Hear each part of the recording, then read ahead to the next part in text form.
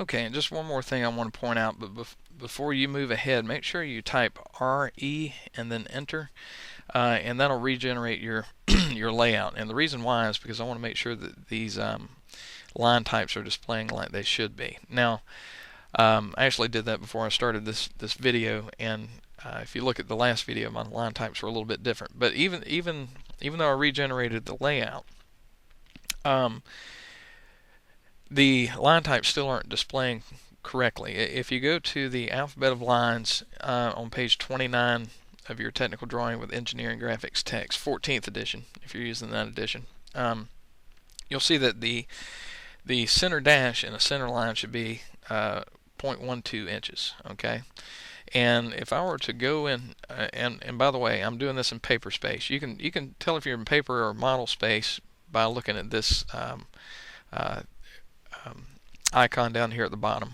Okay, you can also tell you're in model space when the viewport turns bold, but we want to be in paper space.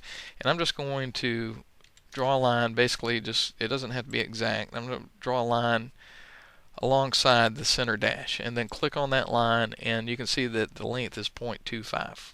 Okay, the length of the dash, though, according to the alphabet of lines, should be 0.12, so it's about twice as long as it should be. And we can adjust that by changing our line type scale. Our line type scale basically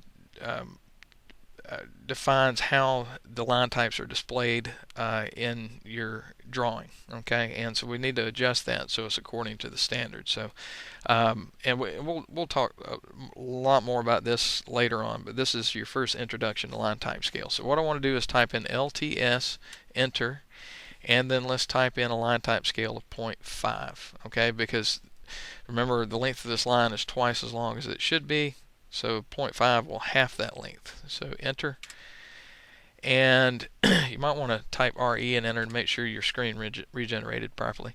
Okay, so let's take a look at the line length now. Again, this is in paper space, and you can see that this line length is very close to 0.12. Okay, so this is how your center line should display, and you'll probably have to do something similar on your drawing. But this is what the completed drawing looks like using your template.